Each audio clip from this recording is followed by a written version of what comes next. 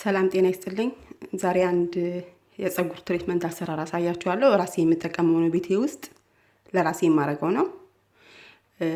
ሁለት እንቁላል ቢጫውን ፓርት፣ 3 ማንኪያ ኮኮናት ኦይል፣ 2 ማንኪያ ካስተር ኦይል ወይንም የጉሎ ዘይት ነው የምናዘጋጀው። እዚህ ጋር እንደምታዩት አዘጋጅቻለሁ። ካስተር ኦይል፣ ኮኮናት ኦይል እና እንቁላል ቢጫውን ፓርት የምንጠቀምበት ምክንያት አብዛኛውን ጊዜ ነጩ ፓርት ፀጉራችን ላይ ይቀራል። በምንታጠብበት ጊዜ እንደ ፎሮፎሮ ይዛል ቆዳችን ላይ። ግን ቢጫውን ፓርት ከሆነ የምንጠቀመው ስንታጠበው ራሱ ወዲያውኑ ነው ከፀጉራችን ላይ የሚወጣው። ነጩን ፓርት ግን ከተጠቀምን ነጩ ፓርት ብዙ ጊዜ ፀጉራችን ላይ ይይዛል። እንደ ፎሮፎሮ የመምሰል ባህሪ ያለው። ለምሳሌ እኔ አሁን ብዙ ጊዜ እጠቀመዋለሁ ይሄንን እንቁላል ማለት ነው። እንቁላል በምጠቀምበት ሰዓት ላይ ፀጉሬን ታጥቤው ንጹህ አድርጌው በቃ አልቋል ብዬ አበጥሬው ከስር ቆዳዬ ላይ የያዘው እንቁላል ይፈረፈራል። በሚፈረፈርበት ሰዓት ፀጉራችን ሲደርቅ እንደ ፎሮፎር ሆኖ ይወጣል። ነጭ ነገር ይዞ ማለት ነው። እና ሌላ ነገር ነው የሚመስለው በሚወጣበት ሰዓት ላይ ማለት ነው። እና የምንጠቀመው የእንቁላሉን ቢጫ ፓርቱ ነው። ቢጫ ፓርቱ ራሱ በምናወጣበት ሰዓት ላይ የሆነች የምትይዛት ከበር ነገር አለች፣ ቢጫ ፓርቷ ማለት ነው። ከቻልን እሱን ነገርም እናንሳው።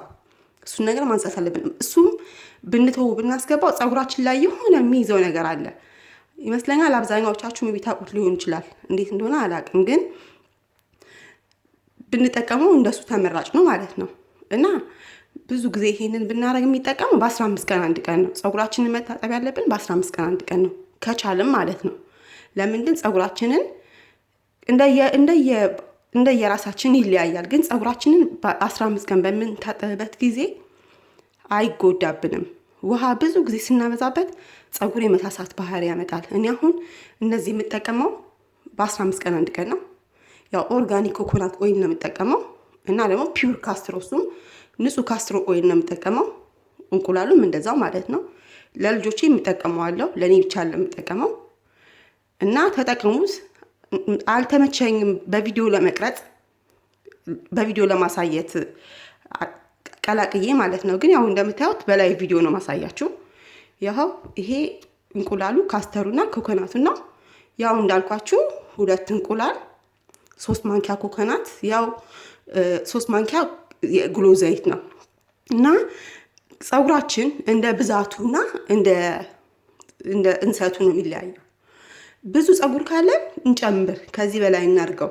ግን ፀጉራችን ማለት ነው ስስ ከሆነ ወይ መካከለኛ ብዛት ያለው ከሆነ መጠቀም እንችላለን። ይሄን ያህል ማለት ነው። የኔ ፀጉር መካከለኛ ነው፣ ብዙ አይደለም ማለት ነው። እና የምጠቀመው ይሄን ነው። በ15 ቀን አንድ ቀን የተለያዩ ትሪትመንቶች ነው የምጠቀመው እና ቆንጆ ነው። ይሄ ለውጥ ያሳያል። ያው አብዛኛዎቻችን ላይ ለውጡ ፈጣን ላይሆን ይችላል፣ ግን ቀስ እያለ ሊሆን ይችላል። አንዳንድ ሰው ላይ ደግሞ ለውጡ ፈጣን ነው።